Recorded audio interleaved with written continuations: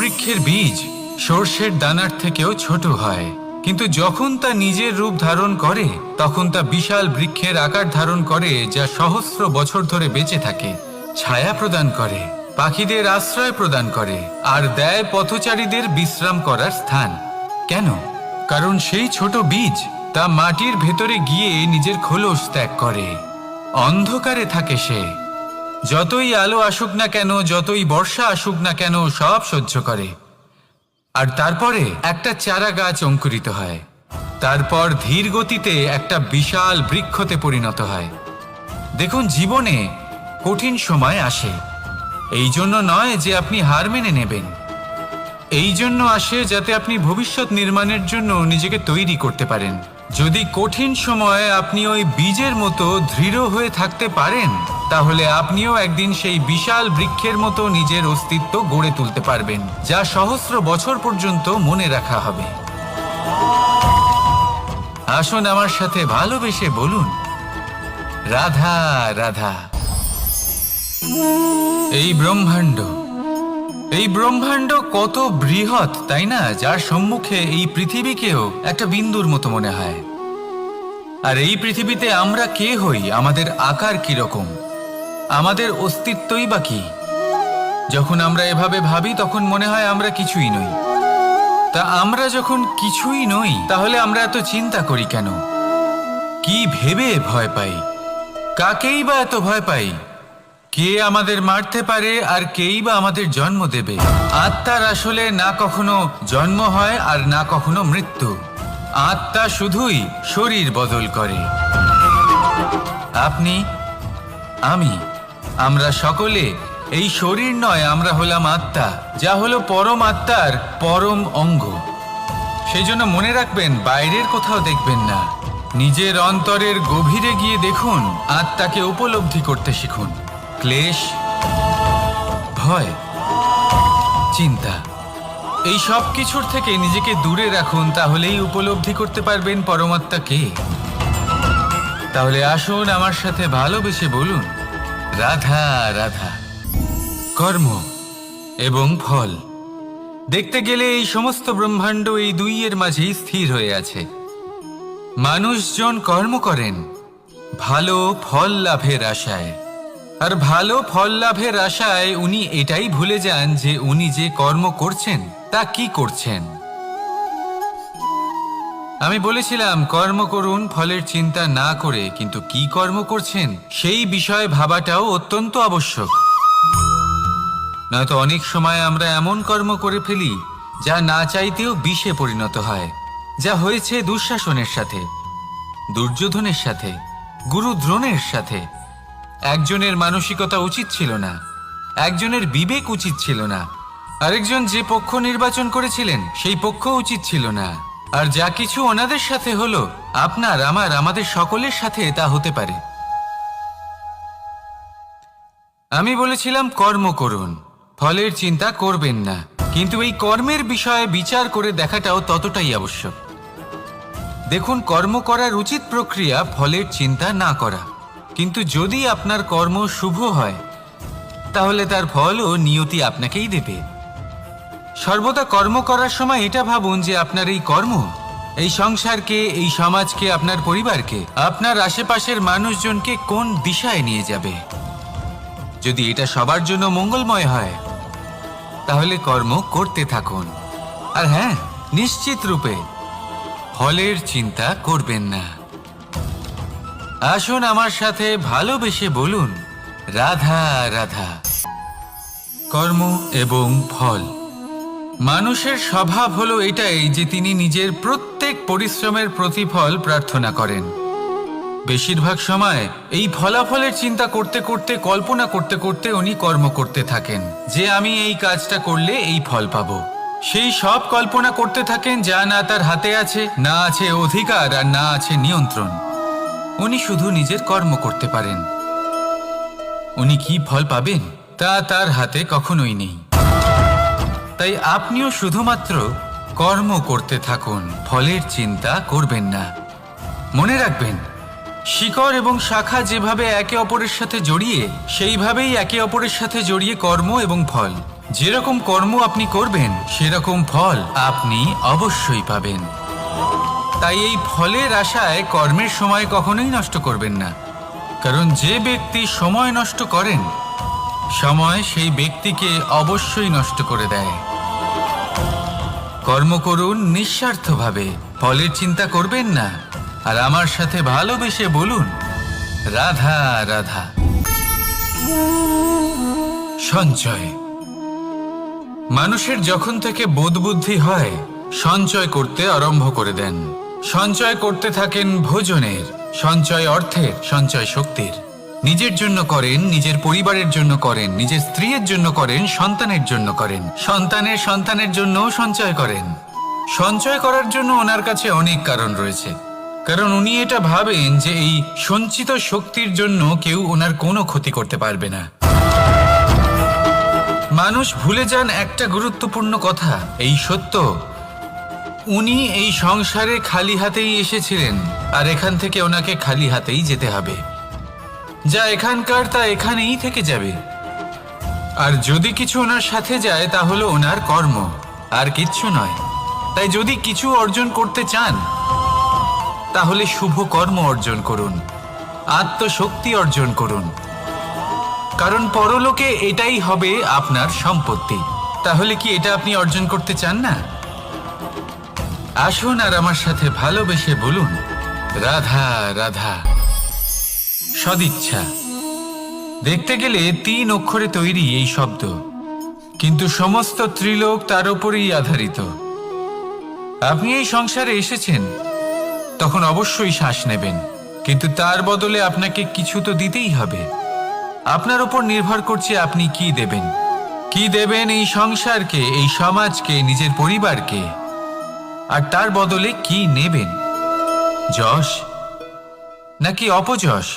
দেখুন, এক ছিল রাবণ, যে কিনা সমুদ্র পার করলো সীতাকে অপহরণ করার জন্য, আর এক ছিলেন রামচন্দ্র, যিনি সমুদ্র পার করেছিলেন, সেতু বানিয়ে গিয়েছিলেন সীতাকে ফিরিয়ে নিয়ে আসার জন্য। দুজনেই সমুদ্র পার করেছিলেন, শুধু পার্থক্য ছিল সদিচ্ছাকে বোঝার, লক্ষ্যের। অনেক মানুষের যাত্রা একরকম হতেই পারে, কিন্তু আনন্দ তখনই লাভ করবেন যখন লক্ষ্য শুভ হবে, মহান হবে।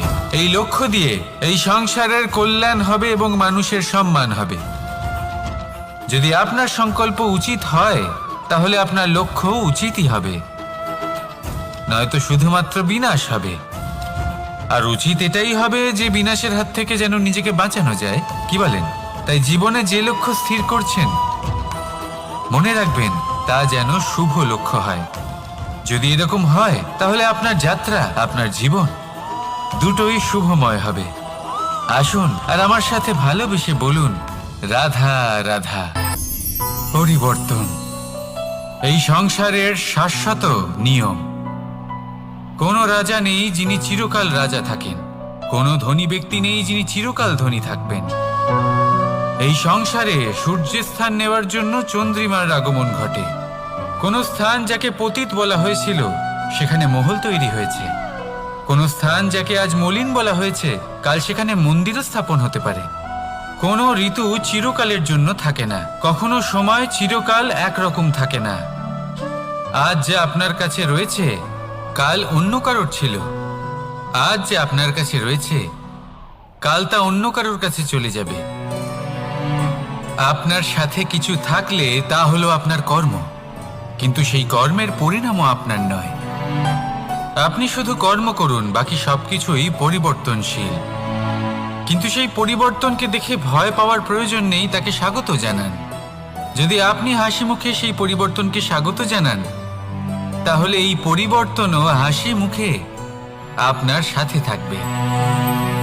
আসুন আমার সাথে ভালোবেসে বলুন রাধা রাধা। সুরক্ষা। এই সুরক্ষা আসলে কি? এটা কি কোনো কবচ নাকি কোনো সীমা? এই সুরক্ষা আসলে অন্য কিছু। আমাদের মাতা পিতা, আমাদের প্রিয়জন, আমাদের বন্ধু, এই সমাজ, আমাদের শুভাকাঙ্ক্ষী, আমাদের আত্মীয়, এনারা সবাই আমাদের জীবনে কোনো না কোনোভাবে সুরক্ষা দিয়ে থাকেন, একটা কবচ দিয়ে থাকেন কোনো না কোনো রূপে। কিন্তু দেখতে গেলে আমাদের পরাক্রমের পথে, আমাদের বীরত্বের পথে, আমাদের সাহসের পথে এই সুরক্ষাই সব থেকে বড় বাধা হয়ে দাঁড়ায়। একবার ভেবে দেখুন, যদি আপনি কোনো সুরক্ষাই না পান, বা যদি আপনি এই সুরক্ষা ভেঙে বাইরে আসতে পারেন, তাহলে আপনার বীরত্ব চরম সীমায় পৌঁছে যায়। কেন? কারণ তখন আপনি জানেন যে এই সংসারের সম্মুখীন আমাদের নিজেদেরই হতে হবে। আপনি বুঝে যান যে শত্রুর সম্মুখীন এবার নিজের বলের দ্বারা, নিজের পরাক্রমের দ্বারা, নিজের সাহসের দ্বারা করতে হবে।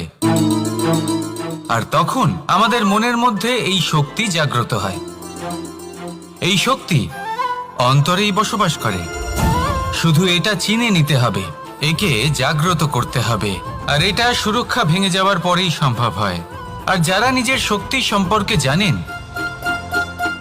যিনি নিজেই জানেন তিনি কতটা শক্তিশালী, তিনি নিজেই নিজের সুরক্ষা কবচ চিরকালের মতো ভেঙে ফেলে দেন, ঠিক কর্ণের মতো। আর তারপরে দেখুন, আপনার পরাজয় হোক বা বিজয়ী হোক না কেন, সেটাই অনেক বড় হয়, সেটাই প্রশস্ত হয়ে থাকে।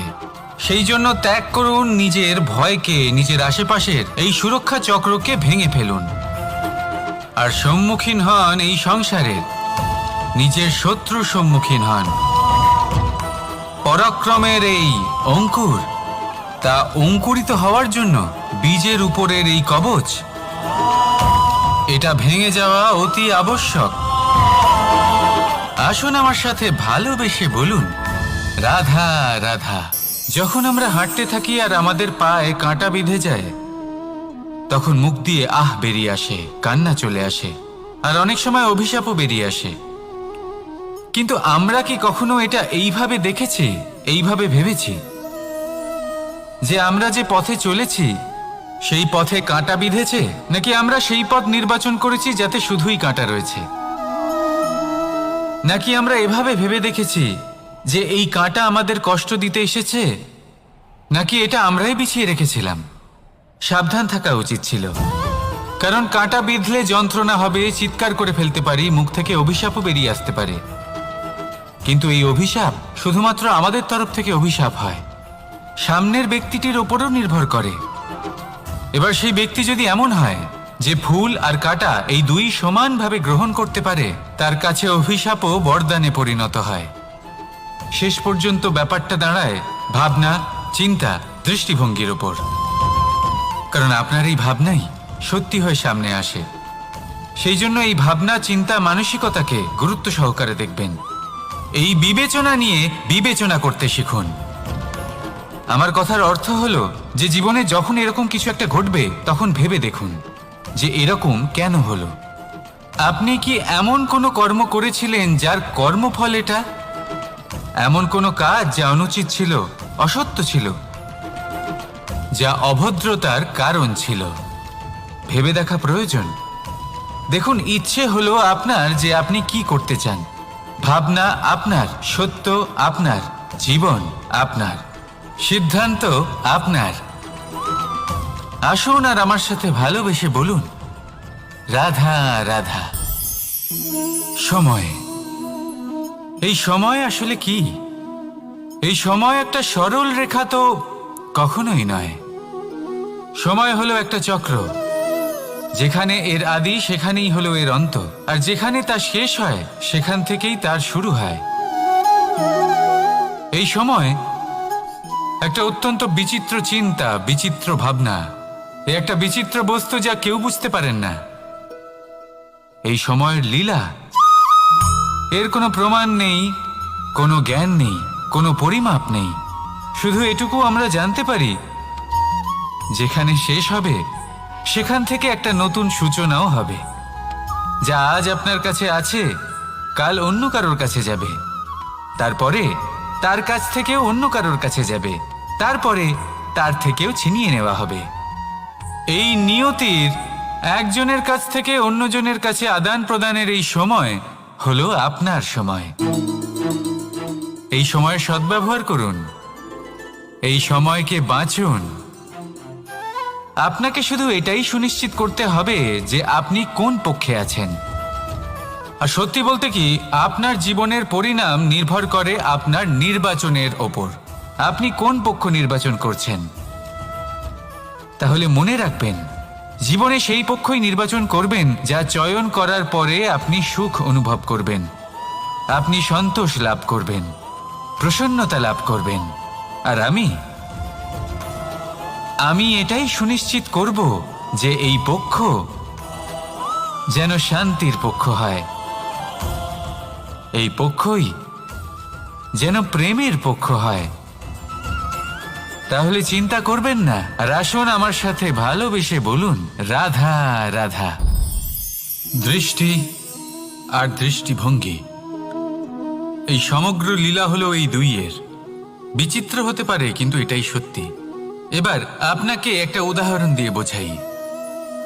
অনেক সময় আপনি কোনো ব্যক্তিকে এটা বলতে শুনবেন যে আমি আমার নিজের উপরে গর্ব করি, আমি নিজেকে নিয়ে গর্ব করি, আমি খুব ভালোভাবে আমার মা বাবার সেবা করি, ওনাদের আমি সবসময় সুখী রাখি, ওনাদের আমি একটা বাড়ি দিয়েছি, সকল সুখ সুবিধা দিয়েছি, ওনাদের জীবনে প্রত্যেক জিনিস দিয়েছি আর দেব যা তাদের প্রয়োজন।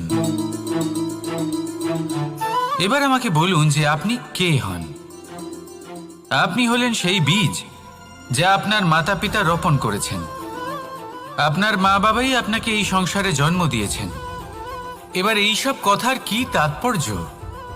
এই হলো সেই ব্যক্তির দৃষ্টিভঙ্গি। এবার দেখা যাক এই প্রকৃতি আমাদের কি শেখায়। কখনো কোনো গাছকে দেখবেন, যখন সেই গাছে ফল আসে, সে মালিকে এটা বলে না যে দেখো আমি তোমাকে ফল খেতে দিচ্ছি। সেই বৃক্ষ এটা বলে না যে দেখো আমি তোমায় আহার করতে দিচ্ছি, কারণ ও জানে যে এটা হলো সেই মালির পরিশ্রম, এটা হলো তারই কর্মের ফল, আর এটা তারই পাওয়া উচিত। সে বলে যে তোমার জিনিস তোমাকেই অর্পণ করলাম, এ আমার জিনিস নয়। ও জানে সেই মালির গুরুত্ব আসলে কি। এটা হলো তার দৃষ্টিভঙ্গি। সেই জন্য আপনি জীবনে কোন ব্যক্তির মধ্যে, কোন পশু পাখির মধ্যে, কোন প্রাণীর মধ্যে, কোন পরিস্থিতিতে, কোন আবেগের মুহূর্তে কি দেখতে পাচ্ছেন, সেটা আপনার দৃষ্টিভঙ্গির উপরে নির্ভর করছে। তাই নিজের মনে ধন্যাত্মক ভাব জাগ্রত করুন, শুভ চিন্তা নিয়ে আসুন। এই ভাবনাই সত্য হয়ে সামনে আসবে। এই দৃষ্টিভঙ্গি এমন হয়ে যাবে যে আপনার জীবনে সবকিছুই শুভ হবে। তাহলে আসুন আর আমার সাথে ভালোবেসে বলুন, রাধা রাধা। প্রতিশোধ অথবা কাউকে দুঃখ দেওয়ার ভাবনা, যদি এটা আপনার মনে থাকে, তাহলে আপনি নিজের মনেই যন্ত্রণার একটা বিশাল বৃক্ষ রোপণ করছেন, এটা মনে রাখবেন। কারণ কাউকে দুঃখ দেবার এই ভাবনা, এটা হলো সেই বীজ যা আপনার মনেই পতিত হবে, আপনার মনেই অঙ্কুরিত হবে, আর আপনার মনেই একটা বিশাল বৃক্ষরূপে বেড়ে উঠবে। জীবন আপনার, কর্ম আপনার, কাউকে দুঃখ দেবার ভাবনা আপনার ছিল, এই বৃক্ষ হলো আপনার, তাই এর ফলও আপনিই পাবেন, যা গ্রহণও আপনাকেই করতে হবে। মনে রাখবেন, যে মানুষ এটা ভাবে যে আমি ওকে দুঃখ দেব, ওকে কষ্ট দিতে চাই আমি, সেই মানুষই দুঃখ আর কষ্ট পেয়ে থাকে। যদি সেই জায়গায় আপনি এটা ভাবেন যে আমি কাউকে সুখী করে তুলতে চাই, কাউকে সুখ প্রদান করতে চাই, তাহলে তারও বীজ আপনার মনেই রোপণ হবে, বৃক্ষে পরিণত হবে, যার ফলও আপনিই পাবেন। এখানে বিষয়টা হলো শুধু মানসিকতার চিন্তা, যা সত্য হয়ে আপনার সামনে আসে। তাহলে এই মানসিকতা শুভ করুন, সবার জন্য মঙ্গল কামনা করুন। অন্যের মনে আপনার জন্য ভালো চিন্তা থাকুক বা না থাকুক, আপনি সবার জন্য শুভ চিন্তা করে কর্ম করতে থাকুন, তাহলে আপনার সাথেও ভালোই হবে। তাহলে আসুন আর আমার সাথে ভালোবেসে বলুন, রাধা রাধা। সুখ আর অভিজ্ঞতা, এই দুই জীবনে একসাথে কখনোই আসে না। মনে রাখবেন, যেখানে সুখ থাকে সেখানে অভিজ্ঞতা থাকে না, আর যখন এই সুখ আমাদের জীবন থেকে দূরে চলে যায়, তখন আমাদের জীবনে আসে এই অভিজ্ঞতা। পরমাত্মা, প্রকৃতি, নিয়তি এই অভিজ্ঞতাকে আমাদের জীবনে পাঠান, যাতে আমরা একটা অত্যন্ত গুরুত্বপূর্ণ শিক্ষা, একটা জ্ঞান প্রাপ্ত করতে পারি। এই অভিজ্ঞতা আমাদের শেখায় যে অতীতে এমন কি হয়েছিল যা আমাদের করা উচিত হয়নি। আমাদের শেখায় ভবিষ্যতে এমন কি আছে যা আমাদের করা উচিত আর কি করা উচিত নয়। দেখতে গেলে এই অভিজ্ঞতা আমাদের সেই শিক্ষা দেয় যার জন্য আমরা সুখের দিকে উচিতভাবে অগ্রসর হতে পারি। সেই জন্য জীবনে যখনই দুঃখ আসবে, দুঃখের এই সময় আসবে, তখন হতাশ হবেন না। বোঝার চেষ্টা করুন এই পরিস্থিতি কেন এসেছে, কি শিক্ষা দিতে এসেছে। যদি আপনি সেই জ্ঞান লাভ করেন, সুখের পথে অগ্রসর হন, তাও উচিত রূপে, তাহলে এই অভিজ্ঞতার উদ্দেশ্য পূরণ হয়ে যায়। তাহলে আসুন আর আমার সাথে ভালোবেসে বলুন, রাধা রাধা। এবং ফল, মানুষের স্বভাব হলো এটাই যে তিনি নিজের প্রত্যেক পরিশ্রমের প্রতিফল প্রার্থনা করেন। বেশিরভাগ সময় এই ফলাফলের চিন্তা করতে করতে, কল্পনা করতে করতে উনি কর্ম করতে থাকেন যে আমি এই কাজটা করলে এই ফল পাবো। সেই সব কল্পনা করতে থাকেন যা না তার হাতে আছে, না আছে অধিকার আর না আছে নিয়ন্ত্রণ। উনি শুধু নিজের কর্ম করতে পারেন। উনি কি ফল পাবেন তা তার হাতে কখনোই নেই। তাই আপনিও শুধুমাত্র কর্ম করতে থাকুন, ফলের চিন্তা করবেন না। মনে রাখবেন, শিকড় এবং শাখা যেভাবে একে অপরের সাথে জড়িয়ে, সেইভাবেই একে অপরের সাথে জড়িয়ে কর্ম এবং ফল। যেরকম কর্ম আপনি করবেন সেরকম ফল আপনি অবশ্যই পাবেন। তাই এই ফলের আশায় কর্মের সময় কখনোই নষ্ট করবেন না, কারণ যে ব্যক্তি সময় নষ্ট করেন, সময় সেই ব্যক্তিকে অবশ্যই নষ্ট করে দেয়। কর্ম করুন নিঃস্বার্থভাবে, ফলের চিন্তা করবেন না, আর আমার সাথে ভালোবেসে বলুন, রাধা রাধা। কর্ম এবং ফল, দেখতে গেলে এই সমস্ত ব্রহ্মাণ্ড এই দুইয়ের মাঝেই স্থির হয়ে আছে। মানুষজন কর্ম করেন ভালো ফল লাভের আশায়, আর ভালো ফল লাভের আশায় উনি এটাই ভুলে যান যে উনি যে কর্ম করছেন তা কি করছেন। আমি বলেছিলাম কর্ম করুন ফলের চিন্তা না করে, কিন্তু কি কর্ম করছেন সেই বিষয়ে ভাবাটাও অত্যন্ত আবশ্যক। নয়তো অনেক সময় আমরা এমন কর্ম করে ফেলি যা না চাইতেও বিষে পরিণত হয়, যা হয়েছে দুঃশাসনের সাথে, দুর্যোধনের সাথে, গুরু দ্রোণের সাথে। একজনের মানসিকতা উচিত ছিল না, একজনের বিবেক উচিত ছিল না, আরেকজন যে পক্ষ নির্বাচন করেছিলেন সেই পক্ষ উচিত ছিল না। আর যা কিছু ওনাদের সাথে হলো, আপনার আমার আমাদের সকলের সাথে তা হতে পারে। আমি বলেছিলাম কর্ম করুন, ফলের চিন্তা করবেন না, কিন্তু এই কর্মের বিষয়ে বিচার করে দেখাটাও ততটাই আবশ্যক। দেখুন, কর্ম করার উচিত প্রক্রিয়া ফলের চিন্তা না করা, কিন্তু যদি আপনার কর্ম শুভ হয় তাহলে তার ফলও নিয়তি আপনাকেই দেবে। সর্বদা কর্ম করার সময় এটা ভাবুন যে আপনার এই কর্ম এই সংসারকে, এই সমাজকে, আপনার পরিবারকে, আপনার আশেপাশের মানুষজনকে কোন দিশায় নিয়ে যাবে। যদি এটা সবার জন্য মঙ্গলময় হয় তাহলে কর্ম করতে থাকুন। আর হ্যাঁ, নিশ্চিত রূপে ফলের চিন্তা করবেন না। আসুন আমার সাথে ভালোবেসে বলুন, রাধা রাধা। বটবৃক্ষের বীজ সর্ষের দানার থেকেও ছোট হয়, কিন্তু যখন তা নিজের রূপ ধারণ করে তখন তা বিশাল বৃক্ষের আকার ধারণ করে, যা সহস্র বছর ধরে বেঁচে থাকে, ছায়া প্রদান করে, পাখিদের আশ্রয় প্রদান করে, আর দেয় পথচারীদের বিশ্রাম করার স্থান। কেন? কারণ সেই ছোট বীজ তা মাটির ভেতরে গিয়ে নিজের খোলস ত্যাগ করে। অন্ধকারে থাকে সে, যতই আলো আসুক না কেন, যতই বর্ষা আসুক না কেন, সব সহ্য করে।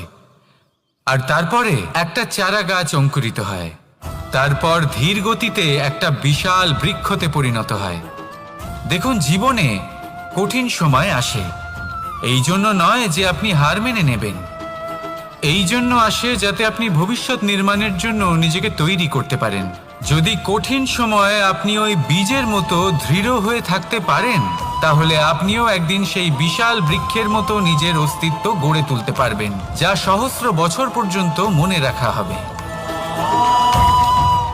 আসুন আমার সাথে ভালোবেসে বলুন, রাধা রাধা। এই ব্রহ্মাণ্ড কত বৃহৎ, তাই না? যার সম্মুখে এই পৃথিবীকেও একটা বিন্দুর মতো মনে হয়। আর এই পৃথিবীতে আমরা কে হই, আমাদের আকার কিরকম, আমাদের অস্তিত্বই বা কি? যখন আমরা এভাবে ভাবি তখন মনে হয় আমরা কিছুই নই। তা আমরা যখন কিছুই নই তাহলে আমরা এত চিন্তা করি কেন? কি ভেবে ভয় পাই? কাকেই বা এত ভয় পাই? কে আমাদের মারতে পারে আর কেই বা আমাদের জন্ম দেবে? আত্মার আসলে না কখনো জন্ম হয় আর না কখনো মৃত্যু। আত্মা শুধুই শরীর বদল করে। আপনি, আমি, আমরা সকলে এই শরীর নয়, আমরা হলাম আত্মা, যা হলো পরম আত্মার পরম অঙ্গ। সেই জন্য মনে রাখবেন, বাইরের কোথাও দেখবেন না, নিজের অন্তরের গভীরে গিয়ে দেখুন, আত্মাকে উপলব্ধি করতে শিখুন। ক্লেশ, ভয়, চিন্তা, এই সব কিছুর থেকে নিজেকে দূরে রাখুন, তাহলেই উপলব্ধি করতে পারবেন পরমাত্মাকে। তাহলে আসুন আমার সাথে ভালোবেসে বলুন, রাধা রাধা। পরিবর্তন এই সংসারের শাশ্বত নিয়ম। কোনো রাজা নেই যিনি চিরকাল রাজা থাকেন, কোনো ধনী ব্যক্তি নেই যিনি চিরকাল ধনী থাকবেন। এই সংসারে সূর্যের স্থান নেওয়ার জন্য চন্দ্রিমার আগমন ঘটে। কোনো স্থান যাকে পতিত বলা হয়েছিল সেখানে মহল তৈরি হয়েছে। কোনো স্থান যাকে আজ মলিন বলা হয়েছে কাল সেখানে মন্দিরও স্থাপন হতে পারে। কোনো ঋতু চিরকালের জন্য থাকে না, কখনো সময় চিরকাল একরকম থাকে না। আজ যে আপনার কাছে রয়েছে কাল অন্য কারোর ছিল। আজ যে আপনার কাছে রয়েছে কাল তা অন্য কারোর কাছে চলে যাবে। আপনার সাথে কিছু থাকলে তা হলো আপনার কর্ম, কিন্তু সেই কর্মের পরিণামও আপনার নয়। আপনি শুধু কর্ম করুন, বাকি সবকিছুই পরিবর্তনশীল। কিন্তু সেই পরিবর্তনকে দেখে ভয় পাওয়ার প্রয়োজন নেই, তাকে স্বাগত জানান। যদি আপনি হাসি মুখে সেই পরিবর্তনকে স্বাগত জানান, তাহলে এই পরিবর্তনও হাসি মুখে আপনার সাথে থাকবে। আসুন আমার সাথে ভালোবেসে বলুন, রাধা রাধা। সঞ্চয়। মানুষের যখন থেকে বোধবুদ্ধি হয় সঞ্চয় করতে আরম্ভ করে দেন। সঞ্চয় করতে থাকেন ভোজনের, সঞ্চয় অর্থের, সঞ্চয় শক্তির। নিজের জন্য করেন, নিজের পরিবারের জন্য করেন, নিজের স্ত্রীর জন্য করেন, সন্তানের জন্য করেন, সন্তানের সন্তানের জন্যও সঞ্চয় করেন। সঞ্চয় করার জন্য ওনার কাছে অনেক কারণ রয়েছে, কারণ উনি এটা ভাবেন যে এই সঞ্চিত শক্তির জন্য কেউ ওনার কোনো ক্ষতি করতে পারবে না। মানুষ ভুলে যান একটা গুরুত্বপূর্ণ কথা, এই সত্য, উনি এই সংসারে খালি হাতেই এসেছিলেন আর এখান থেকে ওনাকে খালি হাতেই যেতে হবে। যা এখানকার তা এখানেই থেকে যাবে। আর যদি কিছু ওনার সাথে যায় তা হলো ওনার কর্ম, আর কিচ্ছু নয়। তাই যদি কিছু অর্জন করতে চান তাহলে শুভ কর্ম অর্জন করুন, আত্মশক্তি অর্জন করুন, কারণ পরলোকে এটাই হবে আপনার সম্পত্তি। তাহলে কি এটা আপনি অর্জন করতে চান না? আসুন আর আমার সাথে ভালোবেসে বলুন, রাধা রাধা। সদিচ্ছা। দেখতে গেলে 3 অক্ষরে তৈরি এই শব্দ, কিন্তু সমস্ত ত্রিলোক তার উপরেই আধারিত। আপনি এই সংসারে এসেছেন, তখন অবশ্যই শ্বাস নেবেন, কিন্তু তার বদলে আপনাকে কিছু তো দিতেই হবে। আপনার উপর নির্ভর করছে আপনি কি দেবেন। কি দেবেন এই সংসারকে, এই সমাজকে, নিজের পরিবারকে, আর তার বদলে কি নেবেন? যশ নাকি অপযশ? দেখুন, এক ছিল রাবণ, যে কিনা সমুদ্র পার করলো সীতাকে অপহরণ করার জন্য, আর এক ছিলেন রামচন্দ্র, যিনি সমুদ্র পার করেছিলেন, সেতু বানিয়ে গিয়েছিলেন সীতাকে ফিরিয়ে নিয়ে আসার জন্য। দুজনেই সমুদ্র পার করেছিলেন, শুধু পার্থক্য ছিল সদিচ্ছাকে বোঝার, লক্ষ্যের। অনেক মানুষের যাত্রা একরকম হতেই পারে, কিন্তু আনন্দ তখনই লাভ করবেন যখন লক্ষ্য শুভ হবে, মহান হবে। এই লক্ষ্য দিয়ে এই সংসারের কল্যাণ হবে এবং মানুষের সম্মান হবে। যদি আপনার সংকল্প উচিত হয় তাহলে আপনার লক্ষ্য উচিতই হবে, নয়তো শুধুমাত্র বিনাশ হবে। আর উচিত এটাই হবে যে বিনাশের হাত থেকে যেন নিজেকে বাঁচানো যায়, কি বলেন? তাই জীবনে যে লক্ষ্য স্থির করছেন মনে রাখবেন তা যেন শুভ লক্ষ্য হয়, যদি এরকম হয় তাহলে আপনার যাত্রা, আপনার জীবন দুটোই শুভময় হবে। আসুন আর আমার সাথে ভালোবেসে বলুন, রাধা রাধা। সুরক্ষা। এই সুরক্ষা আসলে কি? এটা কি কোনো কবচ, নাকি কোনো সীমা? এই সুরক্ষা আসলে অন্য কিছু। আমাদের মাতা পিতা, আমাদের প্রিয়জন, আমাদের বন্ধু, এই সমাজ, আমাদের শুভাকাঙ্ক্ষী, আমাদের আত্মীয়, এনারা সবাই আমাদের জীবনে কোনো না কোনোভাবে সুরক্ষা দিয়ে থাকেন, একটা কবচ দিয়ে থাকেন কোনো না কোনো রূপে। কিন্তু দেখতে গেলে আমাদের পরাক্রমের পথে, আমাদের বীরত্বের পথে, আমাদের সাহসের পথে এই সুরক্ষাই সবথেকে বড় বাধা হয়ে দাঁড়ায়। একবার ভেবে দেখুন, যদি আপনি কোনো সুরক্ষাই না পান, বা যদি আপনি এই সুরক্ষা ভেঙে বাইরে আসতে পারেন, তাহলে আপনার বীরত্ব চরম সীমায় পৌঁছে যায়। কেন? কারণ তখন আপনি জানেন যে এই সংসারের সম্মুখীন আমাদের নিজেদেরই হতে হবে। আপনি বুঝে যান যে শত্রুর সম্মুখীন এবার নিজের বলের দ্বারা, নিজের পরাক্রমের দ্বারা, নিজের সাহসের দ্বারা করতে হবে। আর তখন আমাদের মনের মধ্যে এই শক্তি জাগ্রত হয়। এই শক্তি অন্তরেই বসবাস করে। শুধু এটা চিনে নিতে হবে, একে জাগ্রত করতে হবে। আর এটা সুরক্ষা ভেঙে যাওয়ার পরেই সম্ভব হয়। আর যারা নিজের শক্তি সম্পর্কে জানেন, যিনি নিজেই জানেন তিনি কতটা শক্তিশালী, তিনি নিজেই নিজের সুরক্ষা কবচ চিরকালের মতো ভেঙে ফেলে দেন, ঠিক কর্ণের মতো। আর তারপরে দেখুন, আপনার পরাজয় হোক বা বিজয়ী হোক না কেন, সেটাই অনেক বড় হয়, সেটাই প্রশস্ত হয়ে থাকে। সেই জন্য ত্যাগ করুন নিজের ভয়কে, নিজের আশেপাশের এই সুরক্ষা চক্রকে ভেঙে ফেলুন। আর সম্মুখীন হন এই সংসারের নিজের শত্রু সম্মুখীন হন। পরাক্রমের এই অঙ্কুর, তা অঙ্কুরিত হওয়ার জন্য বীজের উপরের এই কবচ, এটা ভেঙে যাওয়া অতি আবশ্যক। আসুন আমার সাথে ভালোবেসে বলুন, রাধা রাধা। যখন আমরা হাঁটতে থাকি আর আমাদের পায়ে কাঁটা বিঁধে যায়, তখন মুখ দিয়ে আহ বেরিয়ে আসে, কান্না চলে আসে, আর অনেক সময় অভিশাপও বেরিয়ে আসে। কিন্তু আমরা কি কখনো এটা এইভাবে দেখেছি, এইভাবে ভেবেছি যে আমরা যে পথে চলেছি সেই পথে কাঁটা বিঁধেছে, নাকি আমরা সেই পথ নির্বাচন করেছি যাতে শুধুই কাঁটা রয়েছে? নাকি আমরা এভাবে ভেবে দেখেছি যে এই কাঁটা আমাদের কষ্ট দিতে এসেছে, নাকি এটা আমরাই বিছিয়ে রেখেছিলাম? সাবধান থাকা উচিত ছিল, কারণ কাঁটা বিঁধলে যন্ত্রণা হবে, চিৎকার করে ফেলতে পারি, মুখ থেকে অভিশাপও বেরিয়ে আসতে পারে।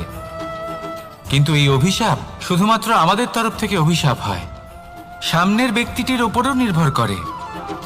এবার সেই ব্যক্তি যদি এমন হয় যে ফুল আর কাঁটা এই দুই সমানভাবে গ্রহণ করতে পারে, তার কাছে অভিশাপও বরদানে পরিণত হয়। শেষ পর্যন্ত ব্যাপারটা দাঁড়ায় ভাবনা, চিন্তা, দৃষ্টিভঙ্গির ওপর। কারণ আপনার এই ভাবনাই সত্যি হয়ে সামনে আসে। সেই জন্য এই ভাবনা, চিন্তা, মানসিকতাকে গুরুত্ব সহকারে দেখবেন। এই বিবেচনা নিয়ে বিবেচনা করতে শিখুন। আমার কথার অর্থ হলো যে জীবনে যখন এরকম কিছু একটা ঘটবে, তখন ভেবে দেখুন যে এরকম কেন হলো। আপনি কি এমন কোনো কর্ম করেছিলেন যার কর্মফল এটা? এমন কোনো কাজ যা অনুচিত ছিল, অসত্য ছিল, যা অভদ্রতার কারণ ছিল? ভেবে দেখা প্রয়োজন।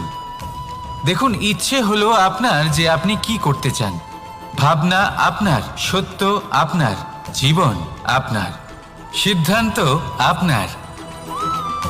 আসুন আর আমার সাথে ভালোবেসে বলুন, রাধা রাধা। সময়। এই সময় আসলে কি? এই সময় একটা সরল রেখা তো কখনোই নয়। সময় হলো একটা চক্র, যেখানে এর আদি সেখানেই হলো এর অন্ত, আর যেখানে তা শেষ হয় সেখান থেকেই তার শুরু হয়। এই সময় একটা অত্যন্ত বিচিত্র চিন্তা, বিচিত্র ভাবনা, একটা বিচিত্র বস্তু যা কেউ বুঝতে পারেন না। এই সময়ের লীলা, এর কোনো প্রমাণ নেই, কোনো জ্ঞান নেই, কোনো পরিমাপ নেই। শুধু এটুকু আমরা জানতে পারি যেখানে শেষ হবে সেখান থেকে একটা নতুন সূচনাও হবে। যা আজ আপনার কাছে আছে কাল অন্য কারোর কাছে যাবে, তারপরে তার কাছ থেকেও অন্য কারোর কাছে যাবে, তারপরে তার থেকেও ছিনিয়ে নেওয়া হবে। এই নিয়তির একজনের কাছ থেকে অন্যজনের কাছে আদান প্রদানের এই সময় হলো আপনার সময়। এই সময়ের সদ্ব্যবহার করুন, এই সময়কে বাঁচুন। আপনাকে শুধু এটাই সুনিশ্চিত করতে হবে যে আপনি কোন পক্ষে আছেন। আর সত্যি বলতে কি, আপনার জীবনের পরিণাম নির্ভর করে আপনার নির্বাচনের ওপর। আপনি কোন পক্ষ নির্বাচন করছেন। তাহলে মনে রাখবেন, জীবনে সেই পক্ষই নির্বাচন করবেন যা চয়ন করার পরে আপনি সুখ অনুভব করবেন, আপনি সন্তোষ লাভ করবেন, প্রসন্নতা লাভ করবেন। আর আমি এটাই সুনিশ্চিত করব যে এই পক্ষ যেন শান্তির পক্ষ হয়, এই পক্ষই যেন প্রেমের পক্ষ হয়। তাহলে চিন্তা করবেন না, আর আসুন আমার সাথে ভালোবেসে বলুন, রাধা রাধা। দৃষ্টি আর দৃষ্টিভঙ্গি, এই সমগ্র লীলা হলো এই দুইয়ের। বিচিত্র হতে পারে, কিন্তু এটাই সত্যি। এবার আপনাকে একটা উদাহরণ দিয়ে বোঝাই। অনেক সময় আপনি কোনো ব্যক্তিকে এটা বলতে শুনবেন যে আমি আমার নিজের উপরে গর্ব করি, আমি নিজেকে নিয়ে গর্ব করি, আমি খুব ভালোভাবে আমার মা বাবার সেবা করি, ওনাদের আমি সবসময় সুখী রাখি, ওনাদের আমি একটা বাড়ি দিয়েছি, সকল সুখ সুবিধা দিয়েছি, ওনাদের জীবনে প্রত্যেক জিনিস দিয়েছি আর দেব যা তাদের প্রয়োজন। এবার আমাকে বলুন যে আপনি কে হন। আপনি হলেন সেই বীজ যা আপনার মাতা পিতা রোপণ করেছেন। আপনার মা বাবাই আপনাকে এই সংসারে জন্ম দিয়েছেন। এবার এইসব কথার কি তাৎপর্য? এই হলো সেই ব্যক্তির দৃষ্টিভঙ্গি। এবার দেখা যাক এই প্রকৃতি আমাদের কি শেখায়। কখনো কোনো গাছকে দেখবেন, যখন সেই গাছে ফল আসে, সে মালিকে এটা বলে না যে দেখো আমি তোমাকে ফল খেতে দিচ্ছি। সেই বৃক্ষ এটা বলে না যে দেখো আমি তোমায় আহার করতে দিচ্ছি, কারণ ও জানে যে এটা হলো সেই মালির পরিশ্রম, এটা হলো তারই কর্মের ফল, আর এটা তারই পাওয়া উচিত। সে বলে যে তোমার জিনিস তোমাকেই অর্পণ করলাম, এ আমার জিনিস নয়। ও জানে সেই মালির গুরুত্ব আসলে কি। এটা হলো তার দৃষ্টিভঙ্গি। সেই জন্য আপনি জীবনে কোন ব্যক্তির মধ্যে, কোন পশু পাখির মধ্যে, কোন প্রাণীর মধ্যে, কোন পরিস্থিতিতে, কোন আবেগের মুহূর্তে কি দেখতে পাচ্ছেন, সেটা আপনার দৃষ্টিভঙ্গির উপরে নির্ভর করছে। তাই নিজের মনে ধনাত্মক ভাব জাগ্রত করুন, শুভ চিন্তা নিয়ে আসুন। এই ভাবনাই সত্য হয়ে সামনে আসবে। এই দৃষ্টিভঙ্গি এমন হয়ে যাবে যে আপনার জীবনে সবকিছুই শুভ হবে। তাহলে আসুন আর আমার সাথে ভালোবেসে বলুন, রাধা রাধা।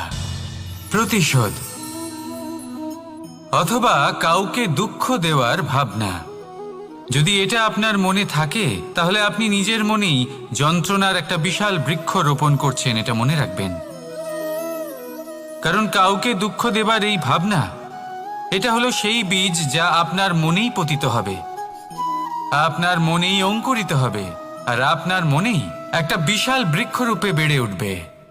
জীবন আপনার, কর্ম আপনার, কাউকে দুঃখ দেবার ভাবনা আপনার ছিল, এই বৃক্ষ হলো আপনার, তাই এর ফলও আপনিই পাবেন, যা গ্রহণও আপনাকেই করতে হবে। মনে রাখবেন, যে মানুষ এটা ভাবে যে আমি ওকে দুঃখ দেব, ওকে কষ্ট দিতে চাই আমি, সেই মানুষই দুঃখ আর কষ্ট পেয়ে থাকে। যদি সেই জায়গায় আপনি এটা ভাবেন যে আমি কাউকে সুখী করে তুলতে চাই, কাউকে সুখ প্রদান করতে চাই, তাহলে তারও বীজ আপনার মনেই রোপণ হবে, বৃক্ষে পরিণত হবে, যার ফলও আপনিই পাবেন।